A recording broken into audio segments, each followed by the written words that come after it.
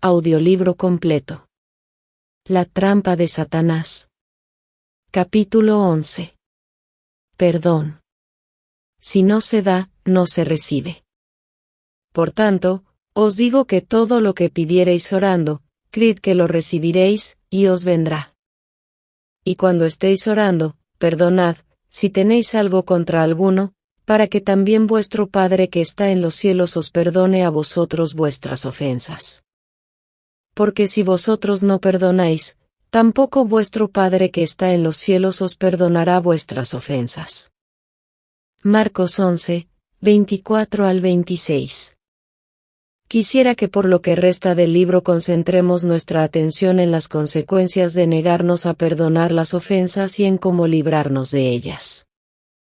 Jesús estaba convencido de lo que dijo: si vosotros no perdonáis, tampoco vuestro Padre que está en los cielos os perdonará vuestras ofensas. Vivimos en una cultura en que no siempre tomamos en serio lo que decimos. Por consiguiente, tampoco creemos que los demás realmente digan en serio lo que dicen. La palabra de una persona no se toma de forma literal. Esto comienza en la niñez. Un padre le dice a su hijo: si vuelves a hacer eso, te castigaré.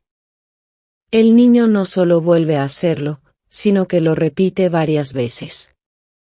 Después de cada episodio, la advertencia se renueva. Por lo general, no tiene lugar ninguna acción correctiva, y si se produce, es más liviana de lo que se prometió o más severa, ya que el padre está molesto. Ambas respuestas le envían al niño el mensaje de que en realidad no queremos decir lo que decimos o lo que afirmamos no es cierto.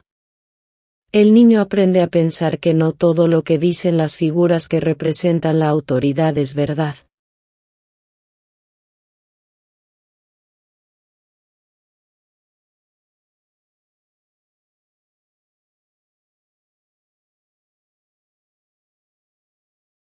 El niño ve a sus maestros, amigos, líderes y jefes en el mismo marco de referencia.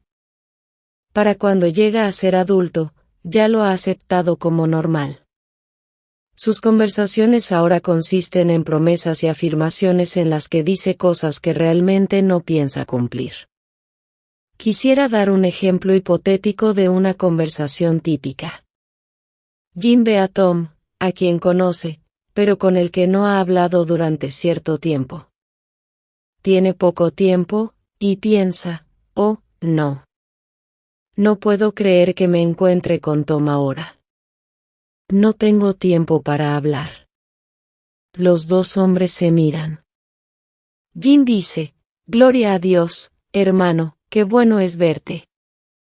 Hablan durante un rato. Dado que Jim tiene prisa, termina diciendo: tenemos que encontrarnos para almorzar algún día. En primer lugar, Jim no se sintió feliz al ver a Tom, ya que tenía prisa. En segundo, no estaba pensando en el Señor, pero saludó a Tom con un «Gloria a Dios». En tercero, no tenía intención de cumplir esa invitación a almorzar. Fue solo una forma de despedirse rápidamente y calmar su conciencia al mismo tiempo. En realidad, Jim no quiso decir nada de lo que dijo en esa conversación.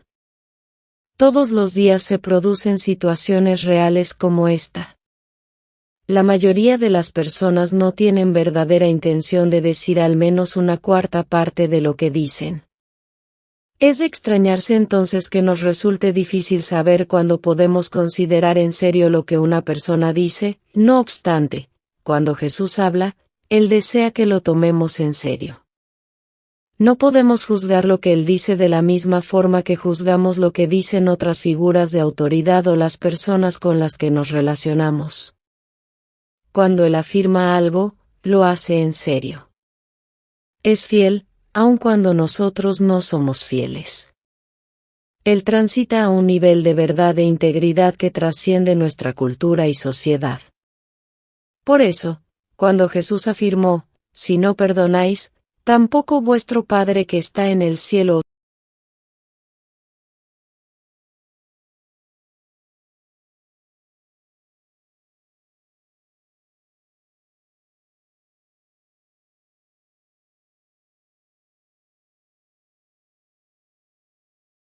Veamos algunas de las veces en que dijo estas palabras: porque si perdonáis a los hombres sus ofensas, os perdonará también a vosotros vuestro Padre Celestial. Mas, si no perdonáis a los hombres sus ofensas, tampoco vuestro Padre os perdonará vuestras ofensas. Mateo 6, 14 al 15. Y una vez más, perdonad, y seréis perdonados. Lucas 6:37. En el Padre Nuestro, leemos de nuevo: y perdónanos nuestras deudas, como también nosotros perdonamos a nuestros deudores. Mateo 6:12. Me pregunto cuántos cristianos quisieran que Dios los perdonara de la misma forma en que ellos han perdonado a quienes los ofendieron. Sin embargo, esta es exactamente la manera en que serán perdonados. La falta de perdón es moneda corriente en nuestras iglesias, y por eso no queremos tomar estas palabras de Jesús tan en serio. No obstante, sea algo común o no, la verdad no cambia. Así como perdonemos, liberemos y restauremos a los demás, seremos perdonados. Escuché un testimonio inusual sobre un ministro que se encontraba en Filipinas. Unos amigos míos que lo conocían por haber trabajado antes con él me mostraron un artículo que hablaba de sus experiencias. Este hombre había rechazado el llamado de Dios para su vida durante varios años debido al éxito que tenían sus negocios. Estaba ganando mucho dinero. Su desobediencia finalmente produjo consecuencias, y tuvo que ser llevado de repente al hospital a causa de un problema cardíaco. El hombre murió en la mesa de operaciones y se encontró frente a las puertas del cielo. Jesús estaba allí y lo reprendió por su desobediencia. Él le rogó que extendiera su vida para que pudiera servirle. El Señor consintió. Antes de enviarlo de regreso a su cuerpo, el Señor le mostró el infierno. Allí este hombre vio a la madre de su esposa ardiendo en las llamas. Quedó anonadado. Esa mujer había orado arrepintiéndose de sus pecados, confesaba ser cristiana.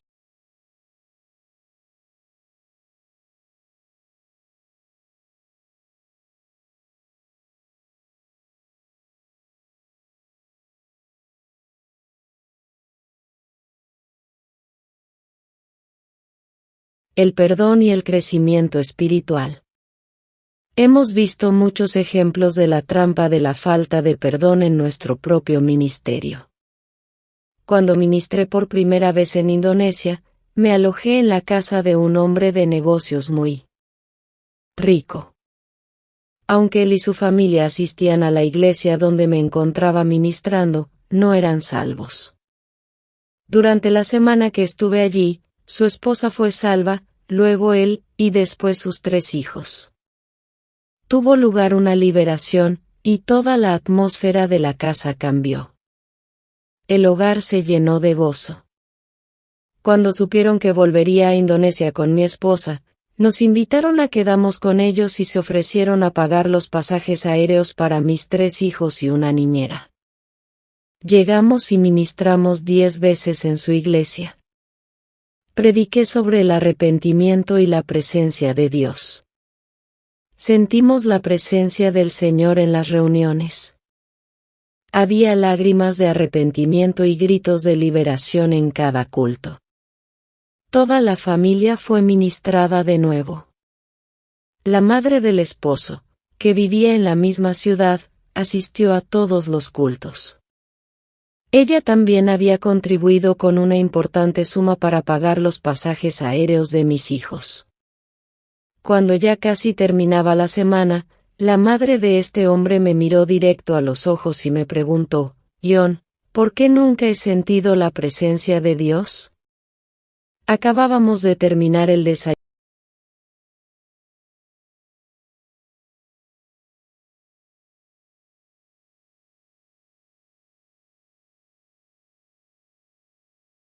He pasado al frente y me he arrepentido, pero no sentí la presencia de Dios ni una vez.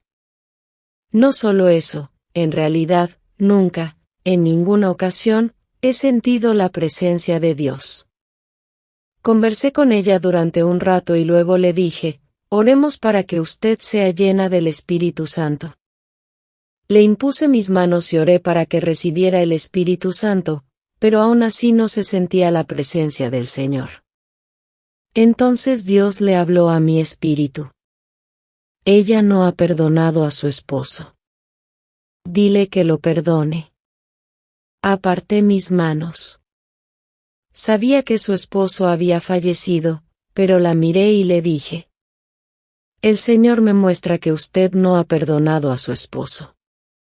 Es cierto, dijo ella, pero me he esforzado mucho por hacerlo. Entonces me relató todas las cosas horribles que él le había hecho. Pude comprender por qué le era tan difícil perdonarlo. No obstante, le dije, para recibir de Dios, debe perdonar, y le expliqué lo que Jesús nos enseña sobre el perdón. No podrá perdonarlo con sus propias fuerzas. Debe llevar esto ante Dios y pedirle primero al Señor que la perdone a usted. Entonces podrá perdonar a su esposo. ¿Está dispuesta a liberar a su esposo?, le pregunté. Sí, me dijo. La guié en una sencilla oración. Padre del cielo, en el nombre de Jesús, te ruego que me perdones por no haber perdonado a mi esposo. Señor, sé que no puedo perdonarlo con mis propias fuerzas. Ya he fallado. Sin embargo, delante de ti quiero ahora liberar a mi esposo de corazón. Lo perdono. Tan pronto dijo estas palabras, comenzaron a caer lágrimas de sus ojos. Levante sus manos y hable en lenguas, la insté. Por primera vez habló en un bellísimo idioma celestial. La presencia del Señor era tan tremenda en ese lugar que nos abrumaba y nos dejaba atónitos. Esta mujer lloró durante 5 minutos. Hablamos un rato y luego la animé a que disfrutara de la presencia del Señor. Ella continuó adorándolo y la dejé sola. Cuando su hijo y su nuera supieron lo que había sucedido, se sorprendieron mucho. El hijo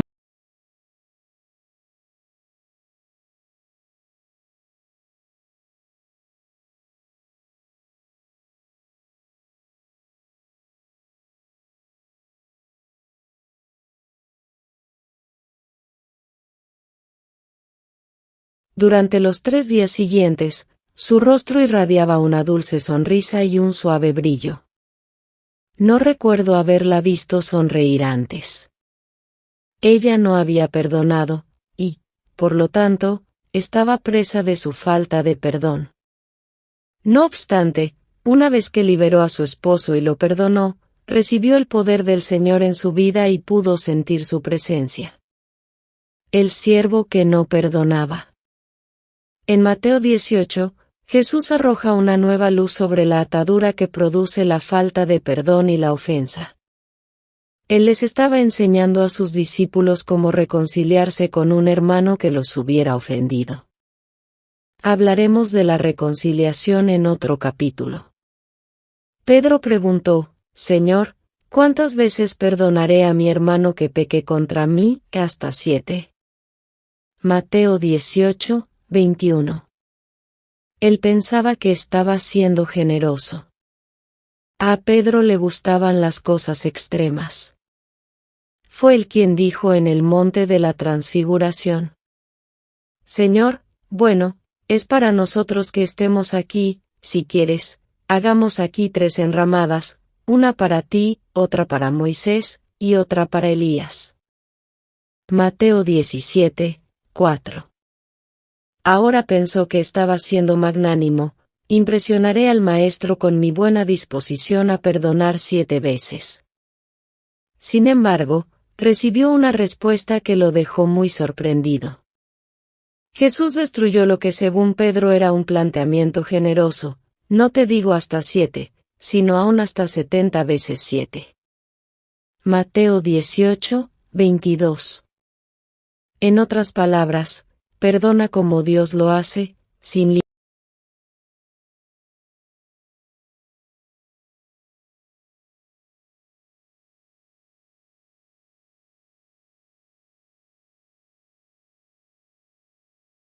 y comenzando a hacer cuentas, le fue presentado uno que le debía 10,000 talentos. Mateo 18, 23 al 24. Para comprender la enormidad de lo que Jesús estaba diciendo, debemos saber qué era un talento. Un talento era una unidad de medida. Se utilizaba para medir oro. Segunda de Samuel capítulo 12:30, de tal manera, que pesaba un talento de oro o plata. Primera de Reyes 20:39. Pagarás un talento de plata, y otros metales y elementos. En esta parábola se habla de una deuda, por lo cual podemos inferir razonablemente que él se estaba refiriendo a una unidad de cambio como el oro o la plata. Digamos que era al oro. El talento común equivalía aproximadamente a 37,5 kilos. Este era todo el peso que podía cargar un hombre.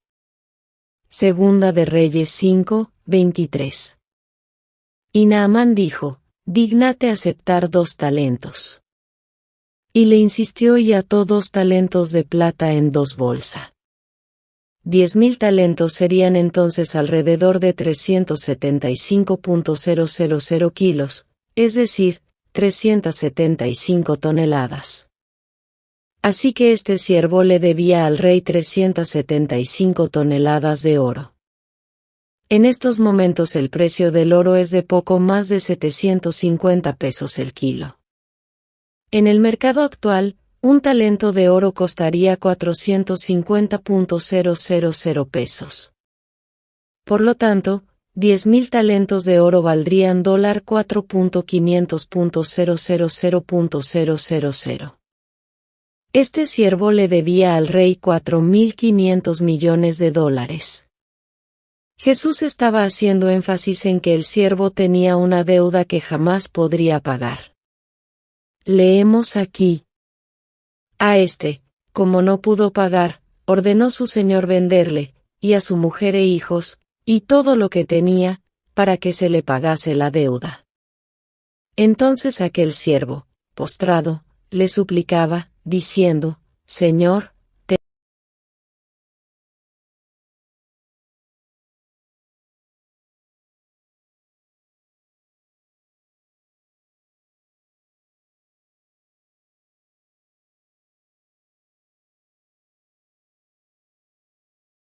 ahora veamos cómo se aplica esta parábola al hecho de recibir una ofensa. Cuando se produce una ofensa, se produce una deuda. Todos hemos oído decir: pagarás por esto. Así que el perdón es como la cancelación de una deuda. El rey representa a Dios el Padre, quien le perdonó a su siervo una deuda que a éste le era imposible pagar. En Colosenses 2:13 y 14 leemos: Y a vosotros, estando muertos en pecados y en la incircuncisión de vuestra carne, os dio vida juntamente con él, perdonándoos todos los pecados, anulando el acta. Certificado de deuda de los decretos que había contra nosotros, que nos era contraria, quitándola de en medio y clavándola en la cruz. La deuda que nos ha sido perdonada era imposible de pagar. No había forma de que jamás pudiéramos devolverle a Dios lo que le debíamos. Nuestra ofensa era abrumadoramente grande.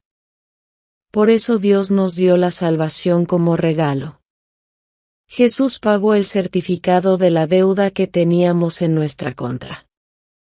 Podemos ver el paralelo entre la relación de este siervo con su rey y nuestra relación con Dios. Pero saliendo aquel siervo, halló a uno de sus consiervos, que le debía 100 denarios, y haciendo de él, le ahogaba, diciendo: págame lo que me debes. Mateo 18:28. Un denario era aproximadamente el equivalente a un jornal. Así que según los valores actuales, 100 denarios serían casi $4,000. Ahora continuemos leyendo. Entonces su consiervo, postrándose a sus pies, le rogaba diciendo: ten paciencia conmigo, y yo te lo pagaré todo. Mas él no quiso, sino fue, y le echó en la cárcel, hasta que pagase la deuda. Mateo 18, 29 al 30. Uno de sus consiervos le debía una suma considerable de dinero, la tercera parte de los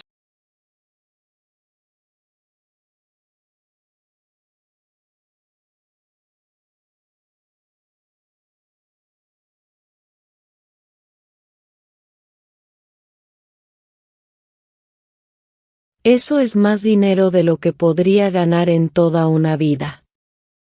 Las ofensas que podemos experimentar entre nosotros, comparadas con nuestras ofensas a Dios, son como $4,000 comparados con 4,500 millones. Quizá otra persona nos haya tratado mal, pero esto no puede compararse con nuestras transgresiones contra Dios. Quizá usted sienta que nadie ha sufrido tanto a manos de otros como usted. Sin embargo, no comprende cuánto fue maltratado Jesús. Él era inocente, un cordero sin mancha que fue inmolado. Una persona que no puede perdonar ha olvidado cuán grande es la deuda que se le ha perdonado. Cuando comprendemos que Jesús nos ha librado de la muerte y el tormento eterno, liberamos incondicionalmente a los demás. Hablaremos más sobre este tema en el capítulo 13. No hay nada peor que pasar la eternidad en el lago de fuego. Allí no hay alivio, el gusano no muere y el fuego no se apaga. Ese era nuestro destino hasta que Dios nos perdonó por medio de la muerte de su Hijo, Jesucristo. Aleluya. Si le resulta difícil perdonar, piense en la realidad del infierno y en el amor de Dios que lo salvó de él. Lecciones para los creyentes. Continuemos con la parábola. Viendo sus consiervos lo que pasaba, se entristecieron mucho, y fueron y refirieron a su señor todo lo que había pasado. Entonces, llamándole su señor, le dijo: Siervo malvado, toda aquella deuda te perdoné, porque me rogaste. ¿No debías tú también tener misericordia de tu consiervo, como yo tuve misericordia de ti? Mateo 18, 31 al 33. Jesús no estaba refiriéndose a los incrédulos en esta parábola. Estaba hablando de siervos.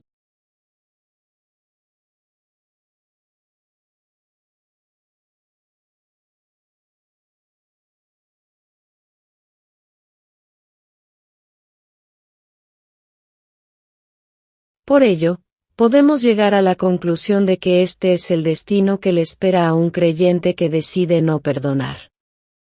Entonces su señor, enojado, le entregó a los verdugos, hasta que pagase todo lo que le debía. Así también mi Padre Celestial hará con vosotros si no perdonáis de todo corazón cada uno a su hermano sus ofensas. Mateo 18, 34 al 35. Estos versículos muestran tres conceptos principales. 1. El siervo, que no perdona, es entregado para ser torturado. 2. Debe pagar la deuda original, 375 toneladas de oro. 3. Dios, el Padre, hará lo mismo con cualquier creyente que no perdone la ofensa que le haya infligido un hermano. Por lo tanto, el siervo que no perdona es entregado para ser torturado. El diccionario define la palabra tortura como dolor físico o moral muy intenso y persistente. Los instigadores de esta tortura son espíritus demoníacos. Dios les da a los torturadores permiso para infligir dolor y agonía de cuerpo y mente a voluntad, aunque seamos creyentes. Muchas veces he orado por distintas personas que no podían recibir sanidad, consuelo o liberación, ya que no liberaban a otros perdonándolos de corazón. Los médicos y los científicos han establecido la conexión existente entre la falta de perdón o la amargura y ciertas enfermedades, como la artritis y el cáncer. Muchos casos de enfermedades mentales están relacionados con la amargura de la falta de perdón. Por lo general, le negamos el perdón a otras personas, pero algunas veces también nos lo negamos a nosotros mismos. Jesús dijo, si tienes algo contra alguien, perdona. Mateo 5, 24. Eso nos incluye a nosotros mismos.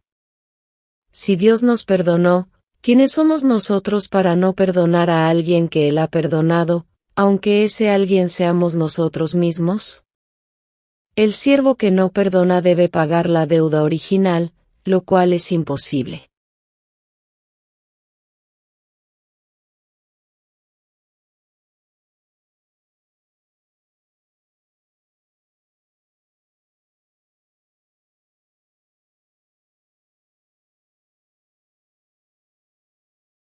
Yo creía que una vez que una persona oraba arrepintiéndose de sus pecados y entregándole su vida a Jesús, jamás podría volver a perderse.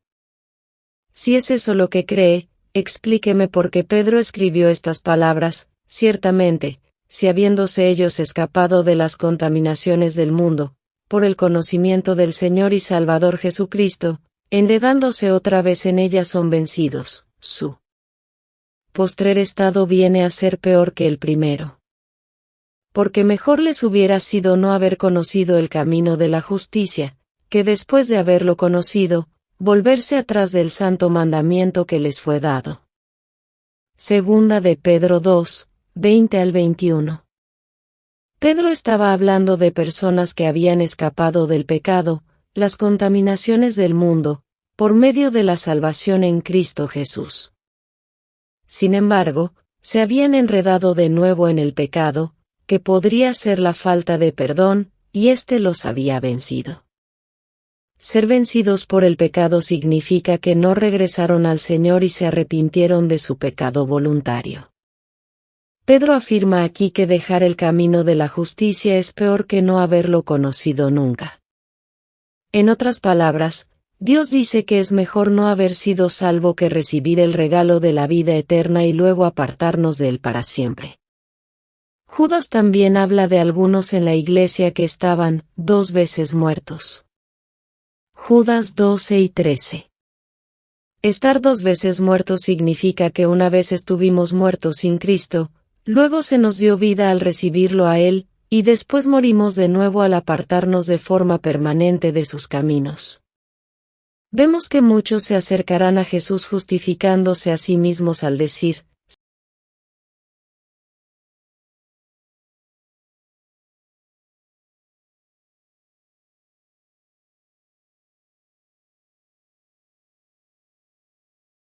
nunca os conocí, apartaos de mí, hacedores de maldad. Mateo 7, 22 al 23. Ellos lo conocían. Lo llamaban Señor y hacían milagros en su nombre.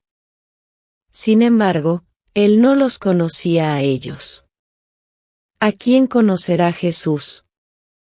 El apóstol Pablo escribió, pero si alguno ama a Dios, es conocido por Él. Primera de Corintios 8, 3. Dios conoce a los que le aman. Podemos decir, yo amo a Dios. ¿A quien no amo es a este hermano que me hirió?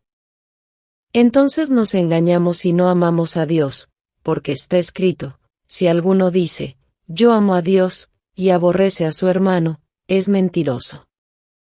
Pues el que no ama a su hermano a quien ha visto, ¿cómo puede amar a Dios a quien no ha visto?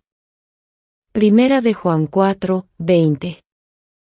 El engaño es algo terrible, porque los creyentes que se engañan creen con todo su corazón que están en lo cierto.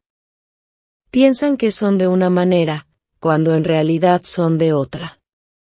Una persona que se niega a obedecer la palabra engaña a su propio corazón. ¿No es interesante que muchos, que esperan llegar al cielo sean rechazados y que Jesús haya dicho que muchos serán ofendidos en los últimos días? Mateo 24, 10. ¿Será que estos 2 grupos están compuestos por las mismas personas? Algunos creyentes se sienten tan atormentados por la falta de perdón que quizá esperen que la muerte les traiga alivio. No obstante, esto no es así.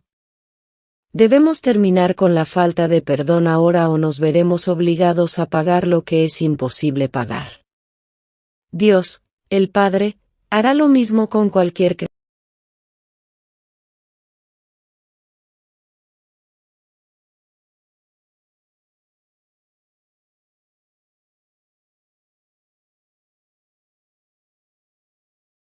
En casi todas las parábolas, Jesús no daba la interpretación hasta que sus discípulos se la pedían.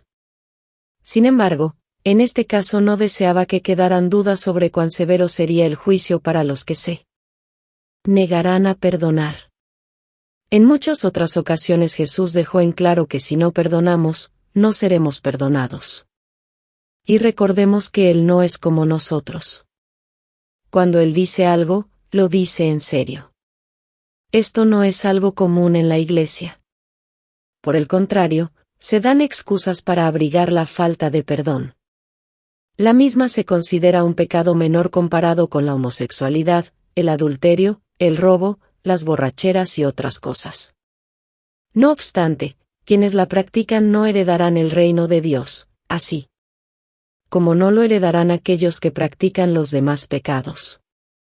Algunos creerán que este es un mensaje fuerte, pero yo lo considero un mensaje de misericordia y advertencia, no de juicio severo. ¿Dejará usted que el Espíritu Santo lo convenza ahora, con lo cual podrá experimentar el arrepentimiento genuino y el perdón? ¿O preferirá negarse a perdonar para luego escuchar que el Maestro le dice: apártate, cuando no haya más oportunidad de arrepentirse? Debemos estar tan lejos de vengarnos por nuestra propia mano, que nos arriesguemos voluntariamente a que vuelvan a aprovecharse de nosotros. Le agradezco a Dios por su obediencia al escribir La trampa de Satanás. Este libro posee una unción tan grande que el Espíritu del Señor trató conmigo todo el tiempo mientras lo leía, lo cual solo me tomó un par de días.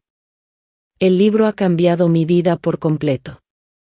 He sido liberado de las cadenas de la ofensa y continuaré ejercitando mi corazón, mi mente y mis emociones para permanecer libre. M. Carolina del Sur.